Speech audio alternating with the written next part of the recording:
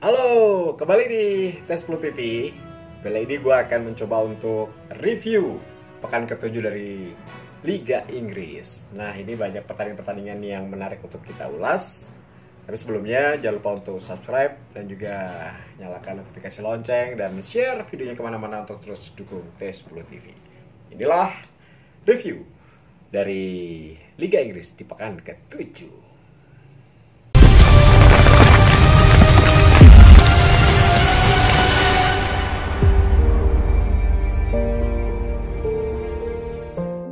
Ya guys, ini banyak sekali yang menanti ulasan pertandingan antara Manchester United menghadapi Arsenal. Ya, itu terakhir aja ya. Kita akan bahas dulu pertandingan yang berlangsung di pekan ke-7 dari Liga Inggris. Yang pertama adalah Wolverhampton mengalahkan Crystal Palace, di mana Wolverhampton kembali mampu ke track kemenangan dan berada di papan atas atau peringkat ke-6. Sedangkan di pertandingan berikutnya, Sheffield United harus mengakui keunggulan Manchester City, di mana Manchester City tampil tanpa Sergio Aguero, tanpa Gabriel Jesus karena menderita cedera, tapi ada satu striker muda asal Spanyol yang ditransfer dari Valencia, yaitu Ferran Torres. Ferran Torres dipercaya untuk mendampingi Sterling di lini depan.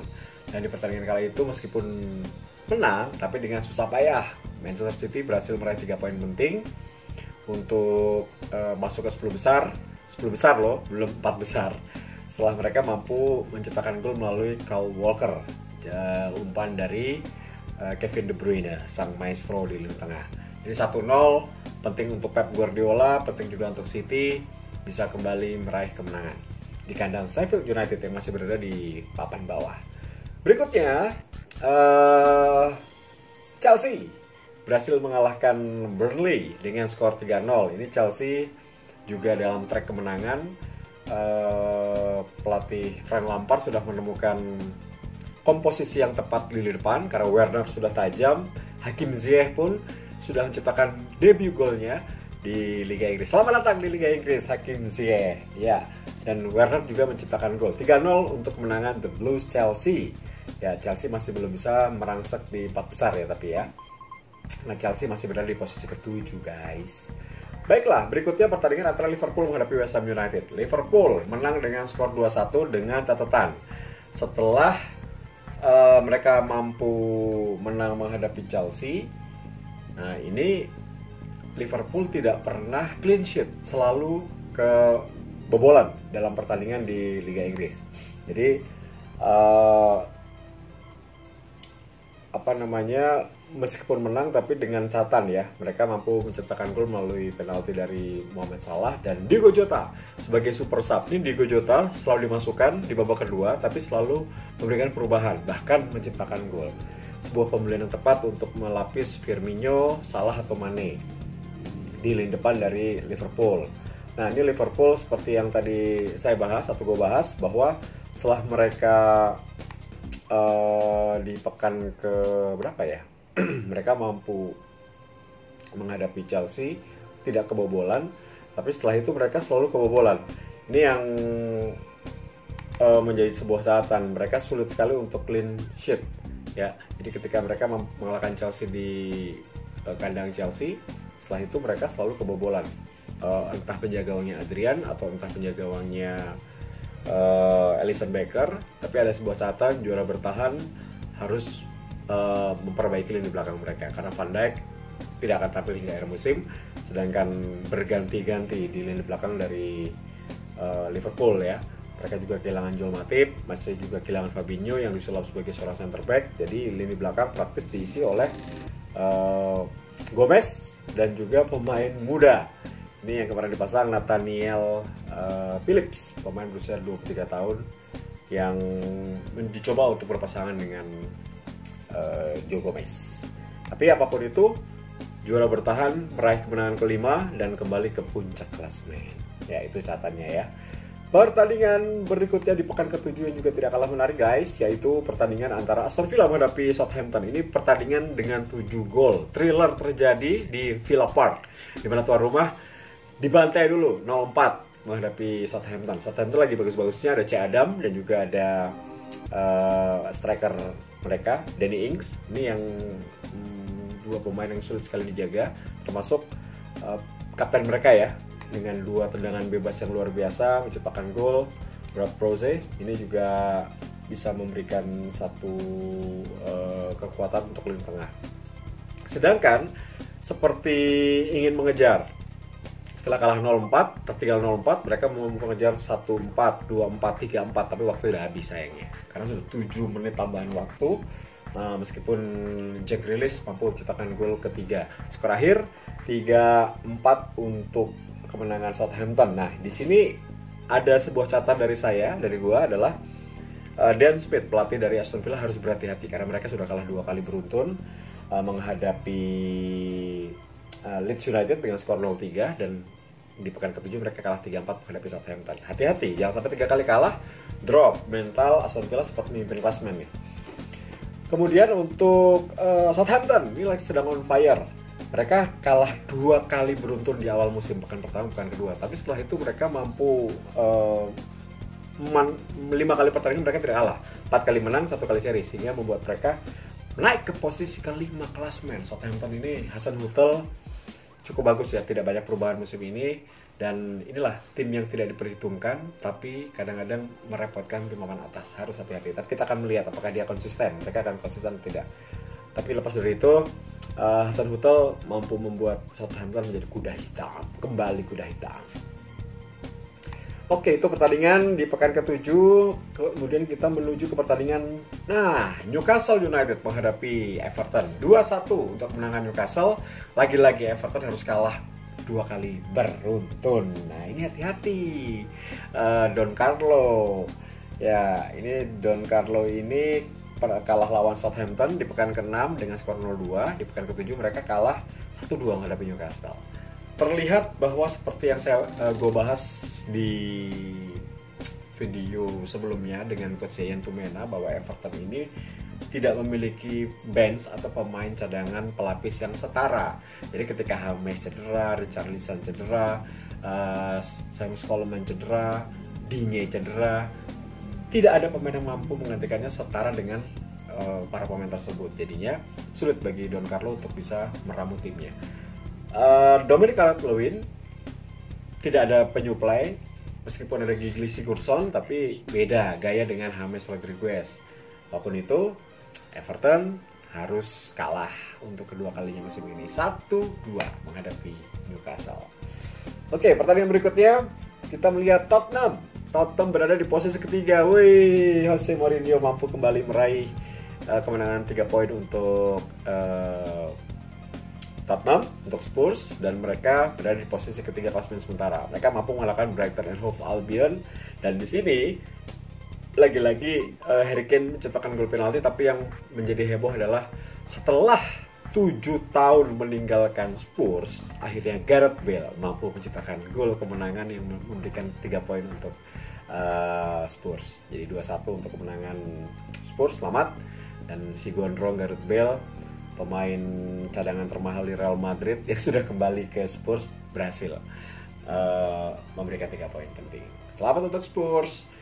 Dan big match, 2 tim papan bawah, Fulham menghadapi West Bromwich Albion, dimenangkan oleh Fulham dengan skor 2-0. Dan lagi-lagi Mitrovic ya mampu menciptakan banyak peluang, meskipun tidak gol, tapi 2 asisnya mampu dimanfaatkan oleh rekannya Reid dan juga Aina untuk memberikan kemenangan untuk Fulham untuk keluar dari zona degradasi 1 tingkat, jadi naik ke posisi ke-17. Sedangkan West Bromwich turun 1 tingkat di posisi ke-18. Sedangkan posisi 19 posisi Sheffield United, dan juru kunci adalah Burnley. Aduh, Burnley, Nick Pope kenapa ini? Burnley masih belum bagus. Dan Leicester City, nah sang juara tahun 2015 ini mampu menang dengan skor 4-1 atas Leeds United. Dan lagi-lagi Jamie Vardy menjadi aktor utama dari kemenangan atas Leeds United. Leeds United juga harus berhati-hati guys, karena awal-awal sudah inkonsisten ya, menang kalah. Tadi kemarin setelah mereka mampu menang di kandang Aston Villa di pekan ke-6 dengan skor 3-0 dan menorehkan kekalahan pertama Aston Villa musim ini, mereka harus tumbang di kandang sendiri setelah mereka dikalahkan oleh Leicester City. Gol diciptakan oleh Barnes, Tielemans, Vardy dan juga Tielemans 2 gol dari titik penalti. Ya, ini catatan yang menarik, dan pertandingan terakhir yang akan gue bahas adalah United masuk Goa kembali, dimana sebuah kemenangan yang sangat bagus ya. 2006 terakhir Arsenal menang di Old Trafford. Kala itu kalau ingat, Emmanuel Adebayor menciptakan gol tunggal, Arsenal mengalahkan United, itu 2006. Berarti 14 tahun kemudian terulang kembali, satu gol dari Aubameyang. Meskipun penalti, tapi itu merupakan sebuah kemenangan yang kembali sejarah berubah. Dan Arsenal mampu meraih kemenangan atas United, dan United terpuruk di posisi ke-15. Ini persis terjadi sama ketika David Moyes. Kalau kalian ingat 2013-2014 dalam 6 pertandingan David Moyes kalau dikomparasi dengan Ole Gunnar Solskjaer sama. 6 kali main, 2 kali menang, 1 kali seri, 3 kali kalah. Tapi parahnya di era Ole Gunnar Solskjaer, kekalahan itu semuanya terjadi di kandang sendiri. Sepertinya Old Trafford sudah tidak angker lagi, bukan Theater of Dream. Sepertinya harus diganti ya julukannya kalau ini terjadi terus. Jadi bukan sebuah sesuatu yang angker, tapi memang extraordinary league atau liga yang luar biasa ini di seluruh dunia. Semua statistik, semua prediksi bisa meleset karena home dan away rasanya sama, tidak ada penonton. Jadi home dan away tidak ada bedanya. Jadi bagaimana kesiapan para pemain, kedalaman squad, dan mampu mengalahkan situasi yang sulit ini. United kenapa bisa kalah? Kalau kita bahas tadi, David Moyes 2013-2014 sama-sama 6 kali main, 2 kali menang, 1 kali seri, dan 3 kali kalah, tapi mereka finish di posisi ke-7. Kita akan melihat apakah Ole akan finish di lebih baik dari posisi ke-7, ataukah posisinya akan belum sampai akhir musim sudah diganti oleh pelatih baru. Ini sebuah misteri, pertanyaan besar ya dari seluruh pendukung dari Manchester United. Dan menariknya adalah Ole hanya melakukan 1 poin dari 4 laga di kandang dan hanya mampu menciptakan 2 gol di kandang.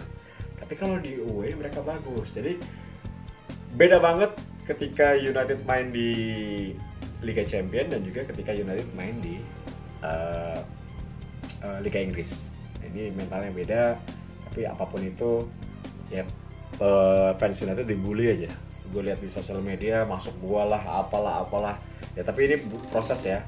Kalau menurut gua sih harus sabar dengan Ole, karena Ole datang menyelamatkan United kala itu yang compang-camping. Saat ini berilah kesempatan dia untuk membangun tim ini.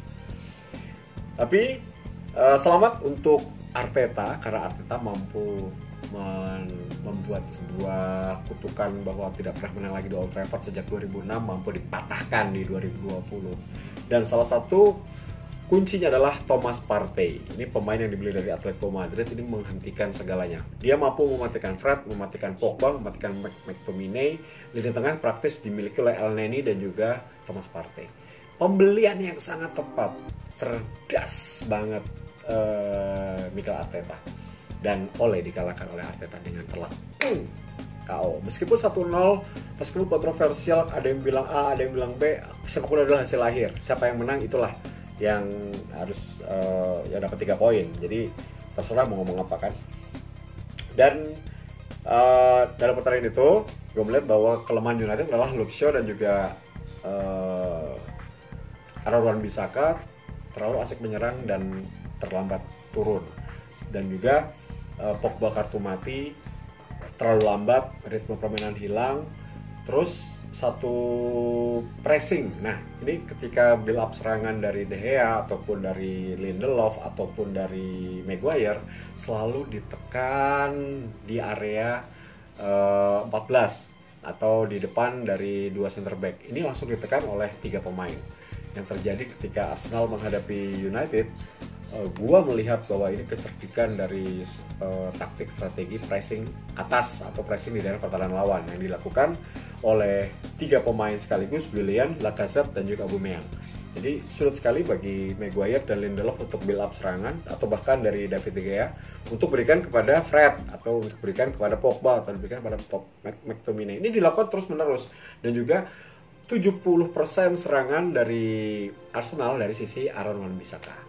Dimana di situ Saka pemain Arsenal, pemain muda Arsenal ini, Bukayo Saka, cukup merepotkan Aaron Wan-Bissaka, dan ini salah satu kecerdikan ya. Dan penampilan sangat bagus juga diperlihatkan oleh Holding, Gabriel, Tierney sebagai 3 center back, sedangkan Bellerin di kanan juga cukup aktif. Ini kadang-kadang tiga pemain bertahan kemudian menjadi 4, jadi satu komposisi yang sangat bagus sekali dilakukan oleh Mikel Arteta, dan ini mengejutkan Ole. Jadi apa yang terjadi? Diamond ala Ole menjadi odading oleh seorang Mikel Arteta. Selamat untuk The Gunners, kalian luar biasa. Dan boleh saya bilang, atau gue bilang, bahwa Elneny ini seperti halnya Iniesta, Partey ini sebagai seorang Xavi ketika tiki-taka ala Barcelona coba diterapkan oleh Mikel Arteta di Arsenal. Itu. Jadi sekali lagi selamat untuk The Gunners, dan itulah semua pertandingan atau ulasan gue untuk matchday ke-7 dari Liga Inggris, di mana posisi klasemen sementara Liverpool masih memimpin dengan poin 16, diikuti Leicester City dengan poin 15, Tottenham di posisi ketiga dengan poin 14, diikuti Everton yang turun ke posisi 4, Southampton juga di posisi 5, Wolverhampton di posisi 6 dengan poin sama 13, sedangkan di posisi 7 Chelsea, posisi 8 Aston Villa, di mana United di bawah posisi 15. Ini aneh banget nih, tapi baru 6 kali main. Kalau misalnya kita lihat United menang, poinnya 10, naik cuma 12. Ya, lumayan. Oke, gitu saja. Terima kasih sudah menyaksikan T10 TV. Jangan lupa untuk selalu saksikan konten-konten menarik di T10 TV, karena gue akan selalu memberikan informasi atau berita olahraga, mau apa aja, sepak bola, UFC, F1, semuanya ada di sini di T10 TV. Jangan lupa subscribe, nyalakan notifikasi lonceng, dan share video kemana-mana. Bro, sign out. Bye.